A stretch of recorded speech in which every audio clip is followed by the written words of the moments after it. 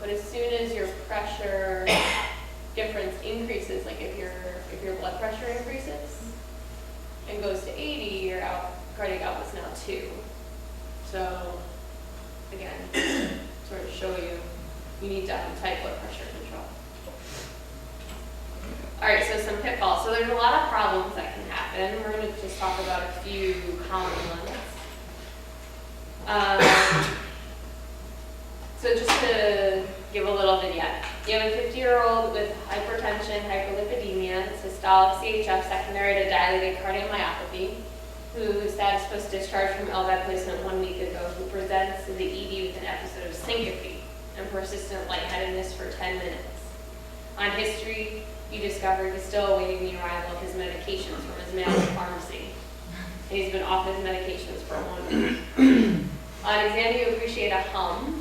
The controller's beeping and indicating decreased power.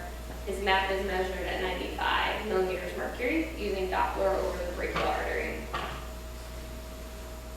What's the problem and what's the solution? So, yeah, so the likely problem here is his blood pressure's too high, and it's causing pump failure. So again, just kind of hitting home. For preload, give fluids. High afterload, give IV medications, similar to what you would do for other patients with hypertensive emergency. And call their team. All right, so now the same patient comes in with fever, altered mentation for a day. On history, his wife informs you that he's not been using sterile technique for cleaning his driveline. On exam, you appreciate a hum, but notice the driveline site is red with purulent discharge and he's febrile. This one's kind of obvious. So you're thinking driveline infection.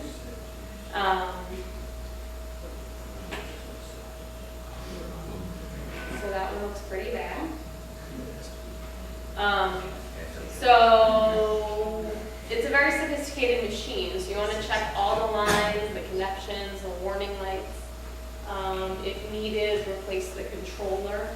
Patients carry an extra controller with them usually. Evaluate the driveline for infection, movement, being dislodged. Obviously that would be a problem.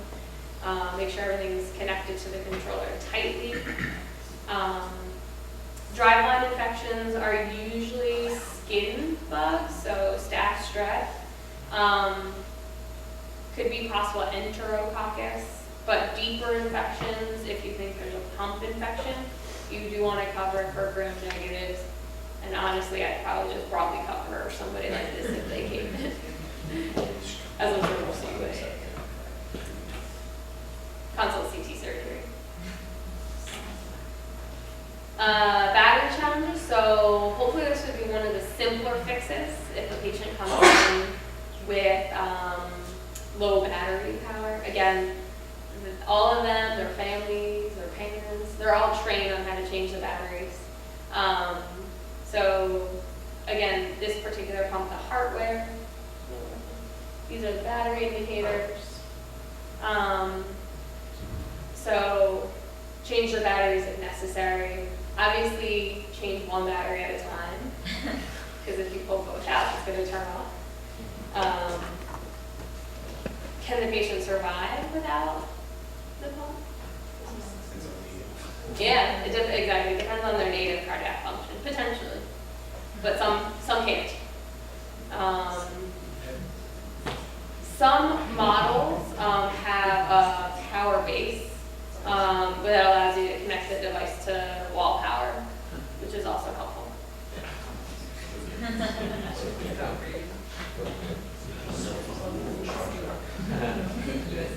Yeah, I was thinking, how many times do you reset your iPhone in a week, maybe, or a month? I don't know, maybe once. So I can't even imagine. Yeah, like if that was your lifeline, what would you do? So same patient. He presents with syncope and lightheadedness for 10 minutes. On history, you discovered he's not been drinking any fluids for 4 days in an attempt to impress his cardiac dietitian. On exam, he's cold and clammy. You auscultate an LVAD hum, but there are warning lights on the controller indicating low power. And a quick point of care echo shows a small LV.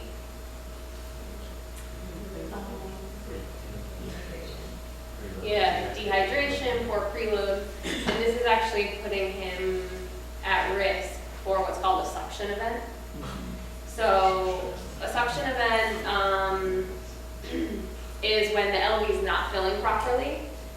Could be multiple etiologies for that reason, either just hypovolemia, so dehydration with low blood volume, RV failure, potentially like a right-sided MI. You know, take things seriously, they need to go to cath lab. You have to try to preserve the right heart. Too high of a pump speed, dislodgement of equipment, cardiac tamponade decreases preload. Certain dysrhythmias will decrease your preload. So the walls suction inward and obstruct the inflow to the pump. And you'll see a small LV on echo, which is being shown here. The LV here is basically collapsing on itself. So how do you fix this? If you think it's from hypovolemia or really for any reason, give a fluid bolus. Decrease pump speed if you're able, and consult CT surgery. In terms of decreasing pump speed, some pumps will automatically decrease the speed if they detect there's a possible suction event, and that's why patients can come in with lightheadedness and syncope, because they have decreased cardiac output if the pump has already decreased its own speed. So low flow challenges. Again, you're going to actually provide fluids to these patients. You're going to perform bedside echoes to help differentiate causes. So we've talked about most of these, but inadequate preload, you're going to see small RV on the echo. A suction event, you're going to see a small LV and collapse of the LV. Right ventricular failure, you're going to have a large RV and a small LV. Pump thrombosis, you'll have large ventricles all around just from backflow. And again, kind of your interventions.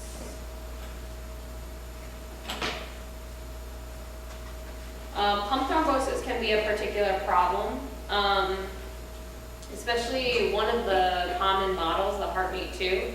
When they came out with their new device in 2011, they started noticing that people were getting pump thrombosis much earlier than previous models, so around the 3-month mark. Previously, it was around like 18 months. And they don't really know why that's happening. But there's a 50% mortality for pump thrombosis, so it's something to take very seriously. And you want to heparinize the patient, call CT surgery, and call their team. Probably number one. And this was kind of the chart I had earlier that summarizes a little bit of what parameter changes you'll see, what are the differential diagnoses, and what are your echo expectations, which are all kind of things we went over separately already.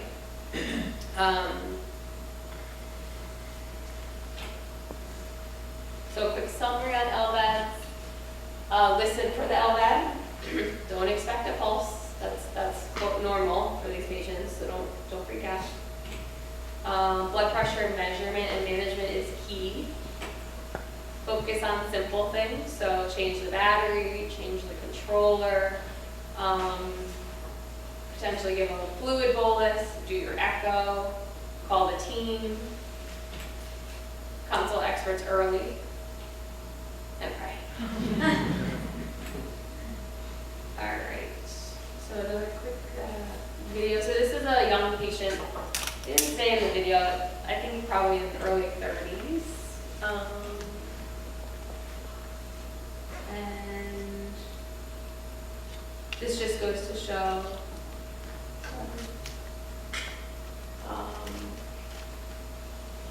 how these patients can live.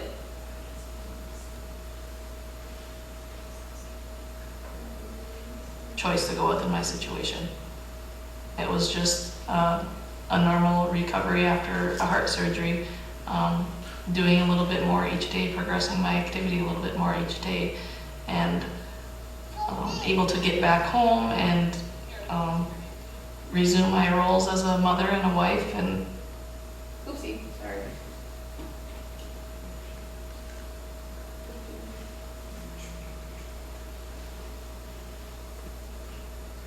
without any problems.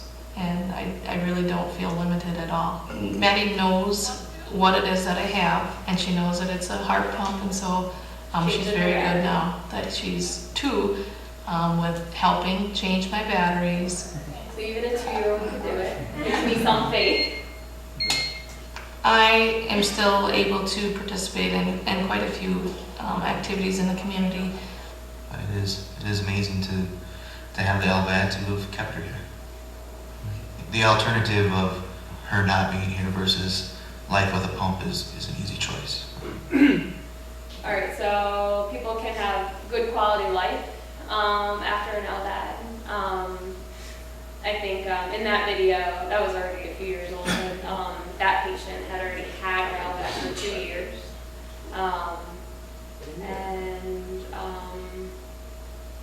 It saves lives. So a good resource is www.mylvad.com. Particularly the EMS field resources give some good, quick sort of troubleshooting guidelines for all the different and common models. So you could just quick go on that website. You go under like medical practitioners, EMS resources, and there's a PDF file with all color-coded guidelines.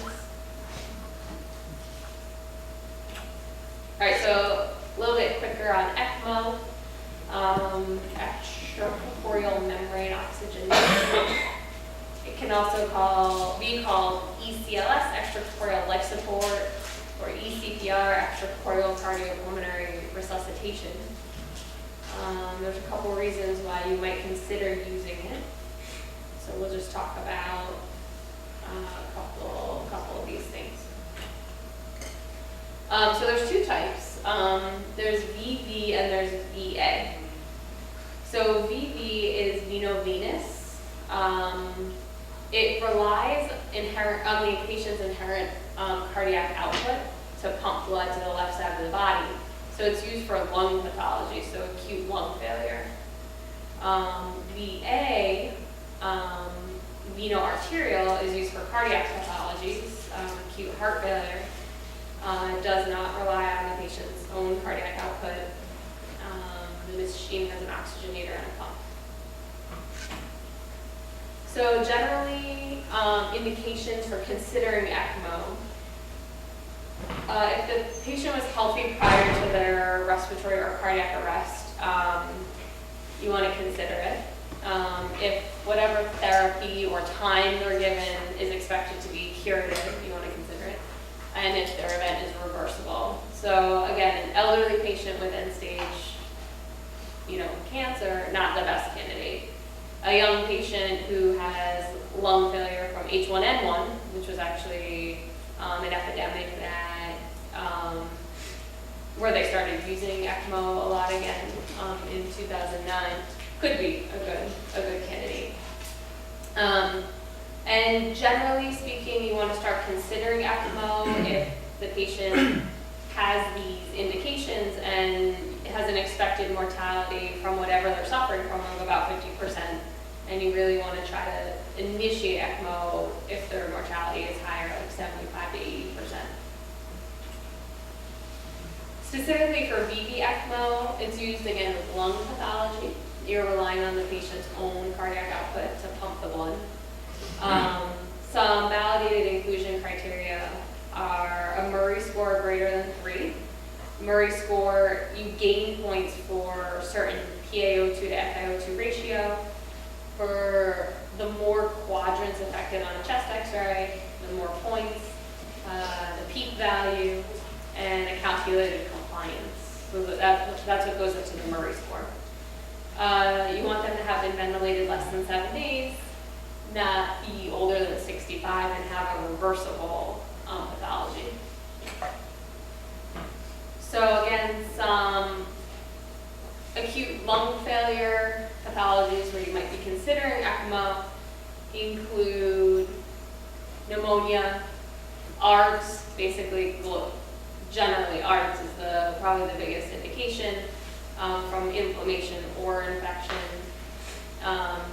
pulmonary contusions from trauma, pulmonary embolisms with intact cardiac function, acute heart failure, so things like myocarditis, acute cardiomyopathies, myocardial infarction. Somebody who comes in with an MI and you're like actively doing CPR is one reason why you might want to put them on ECMO to get them to the cath lab. And there are some emergency rooms who do that in the country. Refractory dysrhythmias, metabolic disturbances. So while you're waiting for potassium to come up from 1.0, you might have to buy the patient some time. And again, VV for lungs, VA for heart. So VV, this is just an example of a patient who is cannulated for VV.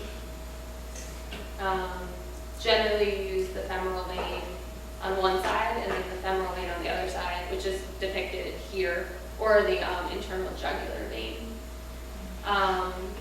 There is a dual IJ cannula where it just goes in once and there's basically like 2 different ports, but you can't get as good flow through the oxygenator from that particular type of cannula.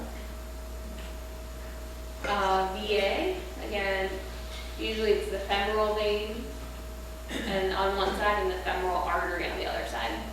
So you can imagine if you have a cannula in the femoral artery, distal flow to that leg could be compromised, and one complication is limb ischemia. So the top 2 complications are bleeding, usually at the cannula sites, because these patients are also anticoagulated when they're on the machine, or thrombosis, infection, and limb ischemia again. So a couple articles with evidence for ECMO. The Caesar trial is one of the more, I guess, cited articles you can say for ECMO. It was done in 2009 in the UK. It was a randomized control trial. The inclusion criteria were people 18 to 65 with the Murray score again came up, Murray score greater than 3 or pH less than 7.2 with a reversible respiratory pathology. And they had 180 patients, and 63% of their ECMO patients compared to 47% of conventional patients survived 6 months without disability. So they recommended transferring patients for ECMO who met the inclusion criteria. And this is another paper. This was a retrospective study at a tertiary care center in Taiwan. And it was between 2011 and 2013 with 209 patients that one group had conventional CPR versus conventional CPR with ECPR. And there was statistically higher neurologic recovery upon discharge for the ECPR group, 40 versus 7.5%. It seems pretty good. And the ECPR groups had statistically higher return of spontaneous circulation, which again, we know that doesn't mean very much, but also neurologic recovery. So that kind of means a lot to us. If you can have patients come back to their normal state of health. And they had improved, the ECPR group had improved survival to discharge overall and survival at 1 year. So ECMO centers, there's only a few EV ECMO centers, but it does exist. But there are hospitals that do ECMO. In New York City, MIMO, Montefiore, Langone, and Presbyterian. I know a couple months ago, Suki transferred 2 patients to MIMO for ECMO and said they were actually very responsive when she called to take the patients. That would be our closest center. So you may want to consider contacting the closest center, which for us is MIMO, discussing transfer with their ECMO team, and then they'll usually send their own surgery team and transport, and they'll do the cannulation in your hospital before transport. So as a summary, just consider eligible candidates early. Make contacts with transfer centers, for us at least, or if you practice somewhere without an ECMO capability and prep. Overall, I don't know, there's a lot of things we may not have experience with, but we're expected to know how to manage. Keep ABCs in mind, do simple things first. Phone friends, particularly either, in this case, the LVAD coordinator or the ECMO centers, and advocate for patients who can't advocate for themselves. I think that we see a lot of patients in our practice who would benefit from LVADs or ECMO, but are never given that opportunity. Questions, comments, experiences? I don't know if anyone has an interesting LVAD experience. No? I had a question. Yeah. I think it's very interesting. But the LVAD patients, are they usually, is it usually a bridge chip transplant, or can like that young woman that we saw the video of, is she just going to kind of live indefinitely with that? And what's her life?